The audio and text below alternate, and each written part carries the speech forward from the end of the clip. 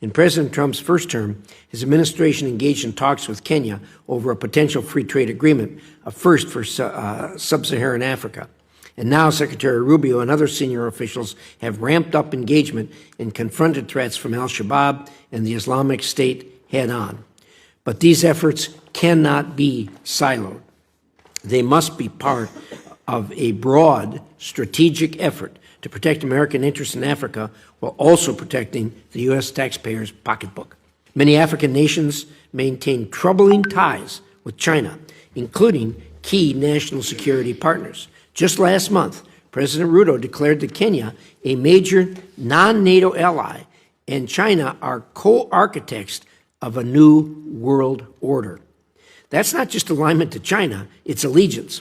I submit for the record the text of that speech. I'm going to enter it in the record at the conclusion of the hearing that describes this. Relying on leaders who embrace Beijing so openly is an error.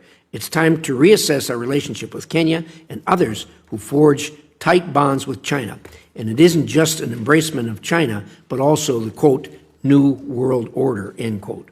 Still, there are countries where meaningful engagement is possible, but only with sober judgment and clear-eyed realism. We must stop building U.S. policy in Africa around individual leaders and instead focus on strengthening institutions, expanding private sector ties, and empowering the region's young and dynamic populations. Watching President Ruto with the Chinese holding hands and talking about a new world order is just stunning.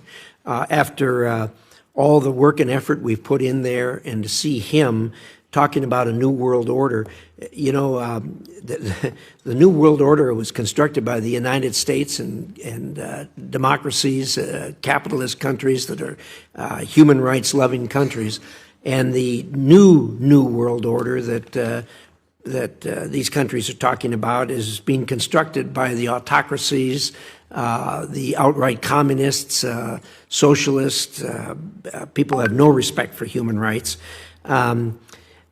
It's stunning to hear countries talk about wanting to join or promote that world order when the world order that was constructed after World War II has served us so really well. Certainly not perfectly, but then again, the world isn't a perfect place, but so much better than what you'd see if the autocrats took over.